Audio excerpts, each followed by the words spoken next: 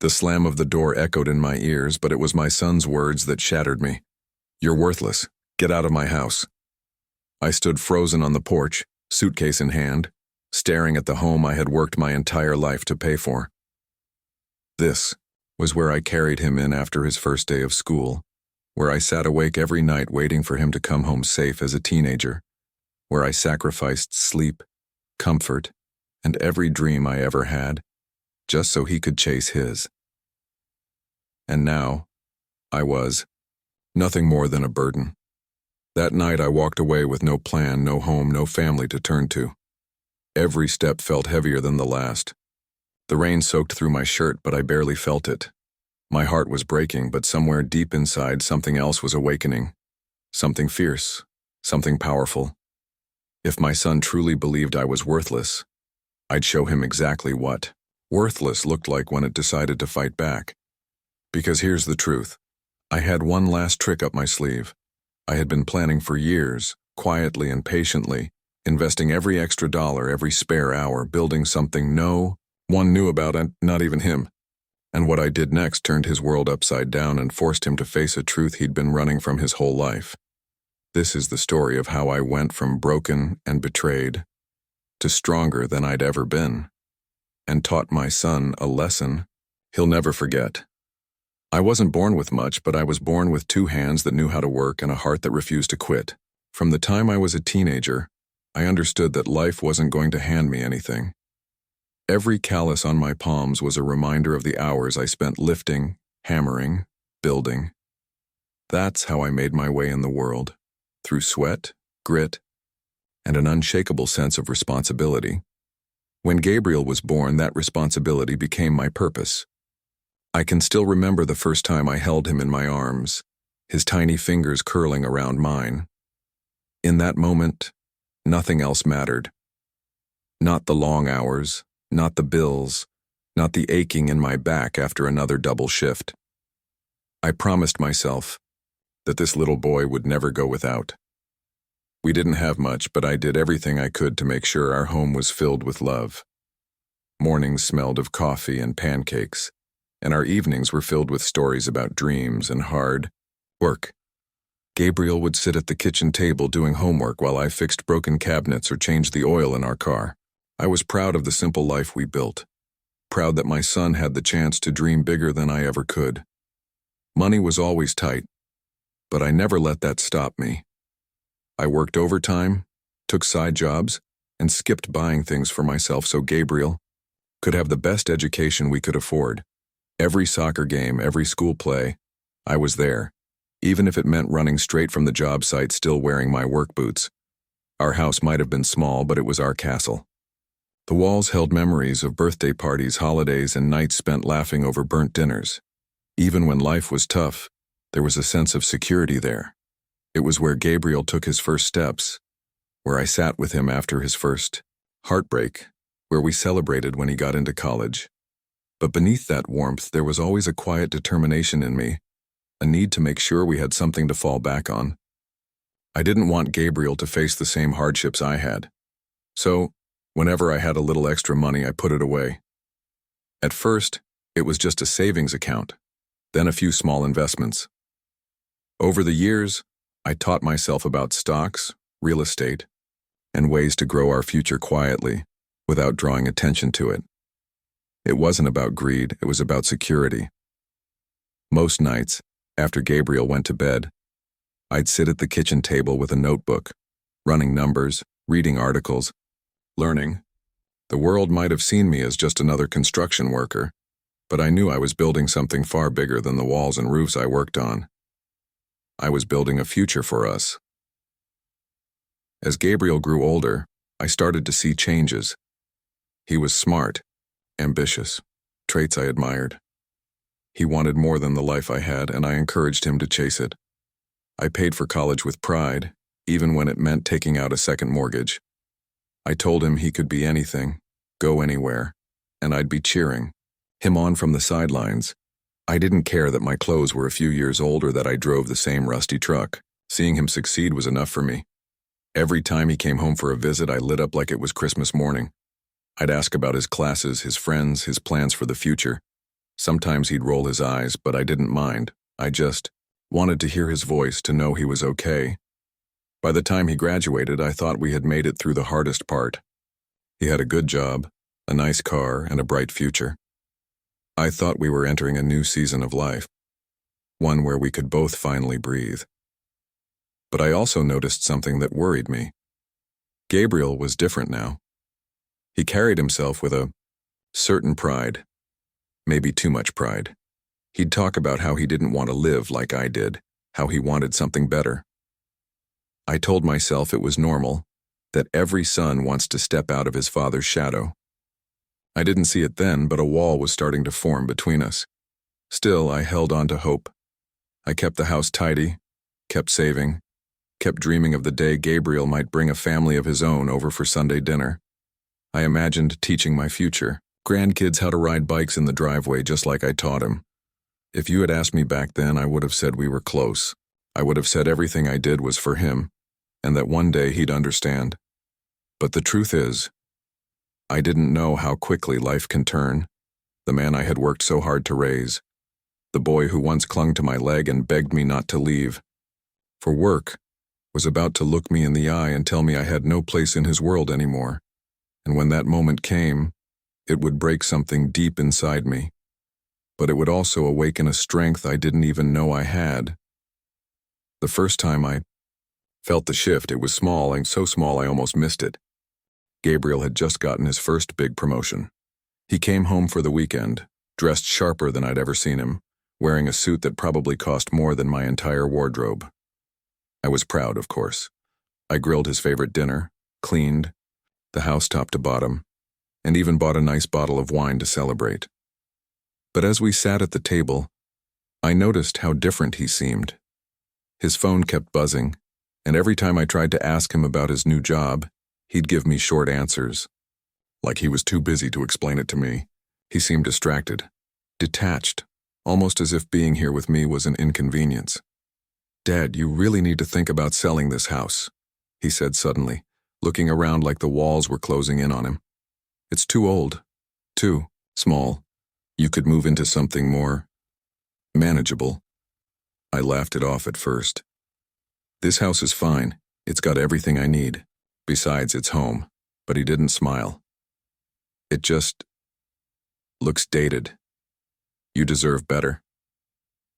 There was something in his tone I couldn't quite place, a mix of pity and disapproval. It stung, but I told myself he was just trying to help. Weeks turned into months, and those comments became more frequent. He'd point out the peeling paint, the old truck in the driveway, the way I still packed a lunch for work instead of eating out. "You should let me help you," he said one day, frustration creeping into his voice. "You can't live like this forever." "Live like what?" I asked, a little sharper than I meant to. "Like this. Struggling. Working yourself into the ground." I bit my tongue. I wanted to tell him that I wasn't struggling, that this life, as hard as it had been my choice, that I was proud of what I had built with my own two hands. But I stayed quiet, not wanting to turn a simple conversation into a fight. Still, the distance between us grew. Our calls became less frequent, and when we did talk, it felt like we were speaking two different languages. He was all about deals and deadlines. I was still about small victories and quiet evenings. Then came the day that changed everything. It was a Saturday afternoon. I had just finished mowing the lawn when Gabriel pulled into the driveway. I was happy to see him. Surprised too, since he hadn't said he was coming. But as soon as he got out of the car, I knew something was wrong. He didn't hug me or smile. He just stood there looking serious, like he had rehearsed what he was about to say. "Dad, we need to talk," he said. His voice clipped. We sat at the kitchen table, the same table where I had once taught him how to add and subtract, where we had eaten hundreds of meals together. "What's going on?" I asked. He didn't waste time. "I can't keep doing this," he said. "Coming here, pretending like everything's fine when it's not. You refuse to change, to move on. You live in the past, Dad, and honestly, it's embarrassing. The word hit me like a punch. Embarrassing? Yes, he said, leaning forward. You could sell this house, use the money to live somewhere nicer, do something with your life. But instead, you cling to this place, this image of what things used to be. I stared at him, trying to process what I was hearing. Everything I have, everything you see here, it was all for you, I said quietly. I didn't ask you to sacrifice for me, he snapped. I don't need you to keep holding on like this. I don't need you at all. The words cut deeper than anything I had ever felt. Are you saying? My voice cracked. Are you saying you don't want me here? He looked me dead in the eye. I think it's time you found somewhere else to live. I'll help you with the move if you want, but you can't stay here anymore.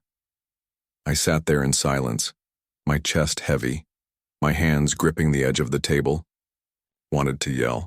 I wanted to remind him of every late night I spent working, every time I went without so he could have more, every dream I put aside so he could chase his. But no words came out. Instead, I stood up, went to my room, and began packing. It didn't take long. Years of sacrifice had taught me to live simply. A few clothes, some photographs, a couple of keepsakes. That was all I needed. As I zipped my suitcase, I heard Gabriel talking on the phone in the other room, his voice casual as if nothing had happened. That hurt most of all, the ease with which he had just erased me from his life. When I walked out to the car with my bag, he barely looked up from his phone. Let me know where you end up, he said flatly. I didn't reply. I just got in. My truck started the engine and drove away. The house grew smaller in my rearview mirror until it finally disappeared. That was the day I lost not just my home, but the version of my son I thought I knew. And as the sun dipped below the horizon, I felt something shift inside me. For the first time in my life, I wasn't just a father or a provider. I was a man with nothing left to lose. The first night after leaving the house didn't feel real. I checked into a small, run-down motel off the highway. The room smelled faintly of bleach and cigarette smoke, and the walls were stained from years of neglect. I set my suitcase down on the bed and just sat there, staring at nothing. It was quiet. Too quiet. No creak of the old house settling, no sound of the television. From the living room, just the hum of the air conditioner and the ringing in my ears from Gabriel's last words. You're embarrassing. I don't need you. You can't stay here anymore. Each sentence echoed in my head like a cruel mantra I had replayed. Hard days before, injuries at work, financial struggles, moments of loss, but nothing hurt like this. For the first time in decades, I felt truly alone. I didn't sleep much that night. I lay awake staring at the water-stained ceiling, my mind racing through memories of Gabriel's childhood. His first day of school, his nervous smile before his first job interview, the night he cried on the porch after his first breakup, and I stayed out there with him until sunrise. I kept asking myself, where did I go wrong? By morning, I was exhausted. I made coffee using the motel's ancient machine, but it tasted like rust. I looked at myself in the cracked bathroom mirror. The lines on my face seemed deeper, my hair grayer than the day before. Was this what my life had come to? I thought about driving back, about knocking on the door and asking him to reconsider, begging him even. But every time I imagined it, something inside me hardened. No, I had spent my entire life giving, sacrificing, bending, until I nearly broke. And now the person I gave the most to had tossed me aside like I was nothing. If Gabriel thought I was worthless, then maybe it was time I stopped living for his approval. That thought sparked something. A flicker of anger. Yes, but also of resolve. I grabbed my old laptop from my suitcase and opened it. The motel's Wi-Fi was slow, but it worked well enough for me to log into my brokerage account, the one no one knew about. As the numbers loaded on the screen, my chest tightened. Years of quiet discipline stared back at me. Stock dividends, rental income, savings that had slowly grown over time, it was all there. I had spent years preparing for someday, I just didn't realize that someday was now. I closed the laptop and sat back, letting the weight of it sink in. For the first time since leaving, I felt a strange sense of power. I didn't have to live in this motel forever. I didn't have to crawl back to Gabriel and beg for a place to stay. I had options. I had built this safety net for moments exactly like this.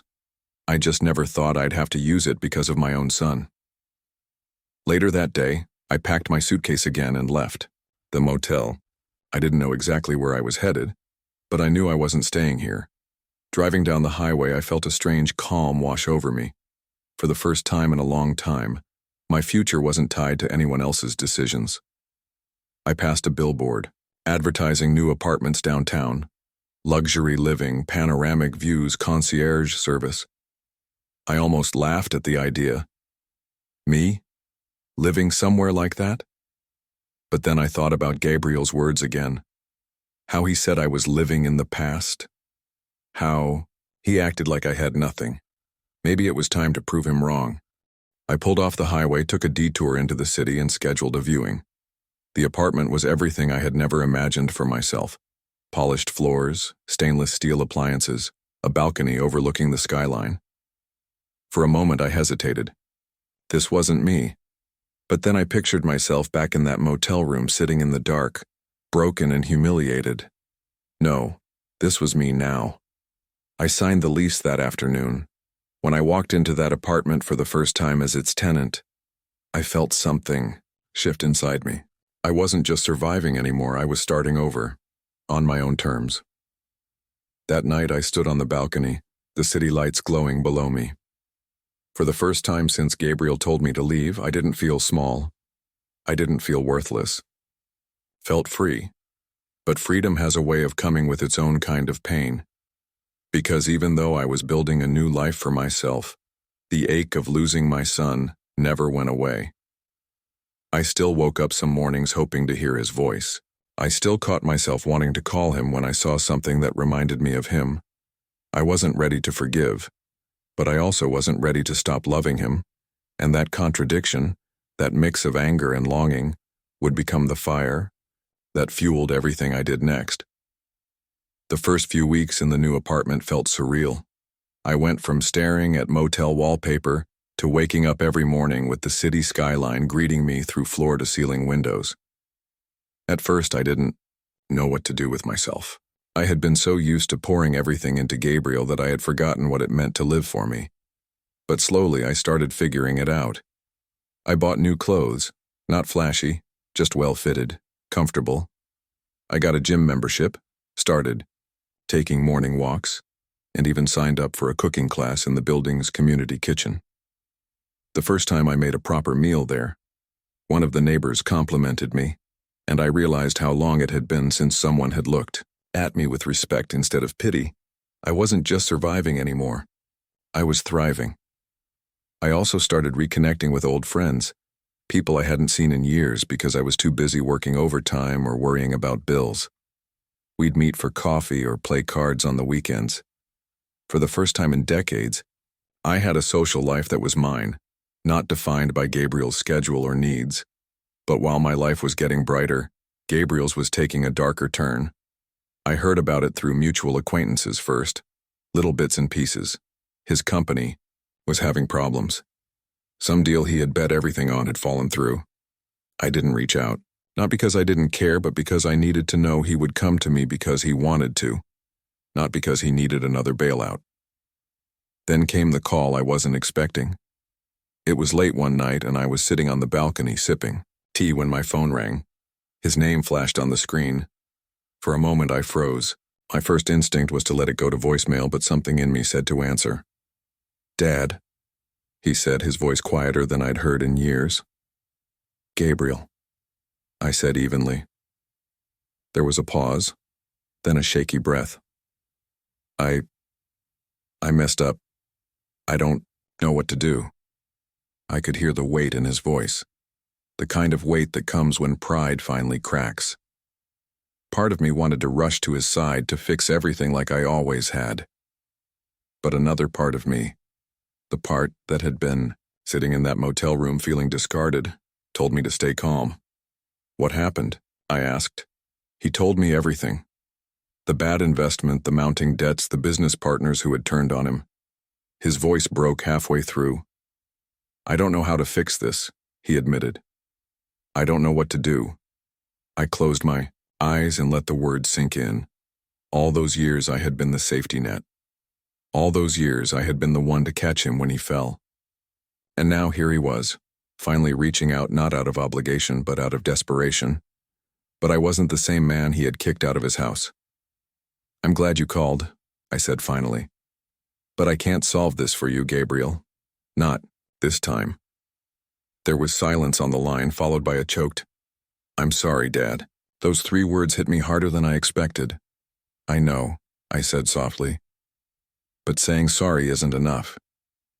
You need to show me that you mean it. I didn't offer money. I didn't offer to come over. I let the silence hang until he finally said, Can I come see you? Yes, I said. Tomorrow. When I hung up, I stood on the balcony for a long time, staring at the city below. This was it. This was the moment everything had been leading to. Not revenge, not punishment, but something bigger. Gabriel was finally coming to me, not as the man who had thrown me out, but as the son who once ran into my arms when he was scared. And for the first time in months, I felt something shift inside me again. Not anger this time. Hope. The next morning felt different. I woke early, nervous in a way I hadn't been for years. I cleaned the apartment, straightened the kitchen counters, even put fresh flowers on the table. It wasn't about showing off. It was about standing tall, showing my son that I had built something for myself and that I was no longer the man he thought he could throw away. When the knock finally came, I took a deep breath before opening the door. Gabriel stood there looking nothing like the confident young man I'd seen last. His suit jacket was wrinkled, his tie hung loose, and there were dark circles under his eyes. For a moment, neither of us spoke. Hi, Dad, he said quietly. Come in, I replied, stepping aside. He walked in slowly, his eyes darting around the apartment. The polished floors, the city view, the subtle elegance of the place. It was clear he hadn't expected any of this. This is nice, he said, his voice almost incredulous. It is, I said simply. Sit down. We sat at the small dining table, the flowers between us like a quiet reminder that this wasn't going to be the same conversation we had months ago at the old house. For a long moment, neither of us spoke. I let the silence stretch, waiting for him to find the courage to speak first. I didn't know things were this bad for you, he finally said, his voice tight. After you left, I thought you were just being dramatic. I let out a slow breath. You thought wrong. His eyes met mine, and for the first time in years I saw something I hadn't seen since he was a teenager. Vulnerability. I'm sorry, Dad, he said, for everything I said, for kicking you out. I thought I was doing the right thing, pushing you to start over, to move forward. But I see now that I wasn't trying to help you. I was trying to erase you. The words were raw, unpolished, but they were honest. You hurt me, Gabriel, I said quietly. You didn't just kick me out of a house, you kicked me out of the life I built for you. You made me feel like everything I had done, every hour I worked, every sacrifice I made, meant nothing. He winced, and I could see the weight of it sinking in. I know, he said, his voice breaking, and I hate myself for it. I was proud, Dad. Too proud to admit that I still needed you. I leaned back in my chair, my mind flashing back to that night in the motel, to the moment I decided I would never beg for a place in his life again. I didn't just survive after you kicked me out, I said slowly. I built something new. I built a life where I don't have to depend on anyone's approval, not even yours. He looked at me confused. What do you mean? I stood and walked over to the small desk near the window, opened the drawer, and pulled out a folder. Inside were statements from my investments, proof of the properties I owned, and bank statements that showed the wealth I had quietly built over the years. I laid them out on the table. Gabriel stared at the papers in shock. I didn't know you had this kind of money. I hesitated, then stepped inside. The house smelled the same, a mix of old wood and faint dust, but it no longer felt like home. I was going to sell it, Gabriel admitted. That was my plan after you left. I wanted to get rid of it, as if selling this place would erase everything I didn't want to face. I turned to look at him. But I couldn't do it, he continued. Every time I tried, I thought about what this house meant to you, to us. I realized it wasn't just a building. It was a part of our story, and I had no right to take that from you. He handed me a set of keys. It's yours, he said. Legally. I had the deed transferred back to your name. If you want to sell it, keep it, tear it down. It's your choice now. Not mine. I stared at the keys in my hand, my throat tight. This house is where I learned how to dream, he said. And it's where I learned how to be ashamed of the man I was becoming. I wanted to be where I start over too. I didn't know what to say. For months, I had waited for something like this. Not just words, but action.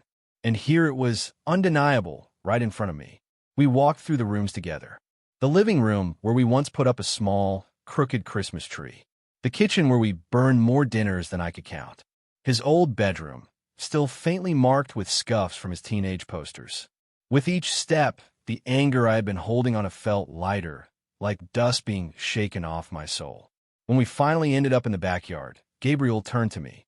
Dad, I can't change the past, he said, but I can change who I am now. I want you to know that you're not worthless. You never were. You're the reason I have anything at all. The words hit me harder than the day he told me to leave, but this time they didn't break me. They healed me. I put a hand on his shoulder. I can't pretend like none of it happened, Gabriel, I said, my voice steady.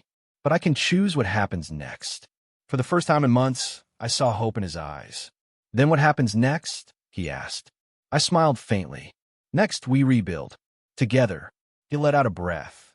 And for the first time, I saw the boy I once carried on my shoulders, not the man too proud to need anyone, but the son who finally understood what family meant. As we stood in the yard, the setting sun cast a warm glow over the house, and I realized something. This was no longer just a place of pain. It was a place of redemption.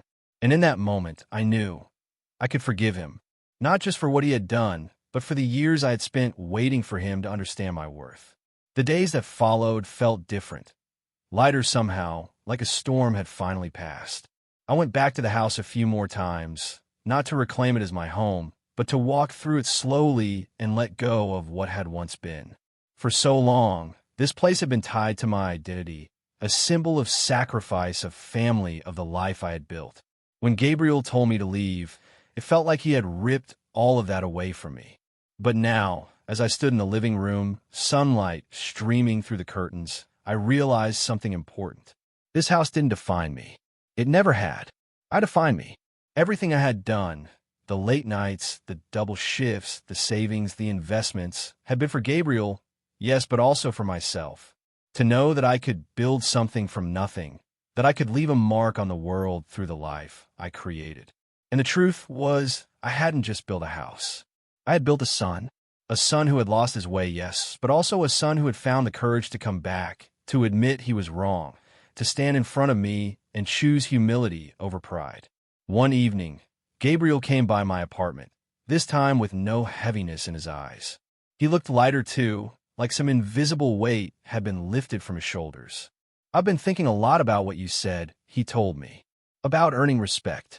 I don't want to just say, I respect you. I want to live like I do. He handed me a folder. Inside were documents showing he had made changes in his business, cut ties with dishonest partners, and even started a mentorship program for young entrepreneurs who came from working-class families like we did. I want to use what I have to help people like you helped me, he said simply. For the first time in a long time, I smiled without sadness in it. That's good, Gabriel. That's real. We sat together on the balcony as the city lights came on, talking not about the past, but about the future. His business, my woodworking projects, the possibility of one day renovating the old house together.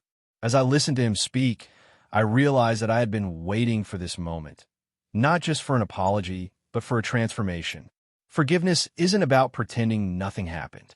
It's about deciding that the pain will no longer control you. And that night, I finally let go. I forgave him, not with grand gestures or dramatic words, but simply by being there, by listening, by choosing to move forward instead of staying stuck in a moment I was told I was worthless. Because I wasn't worthless. I never was.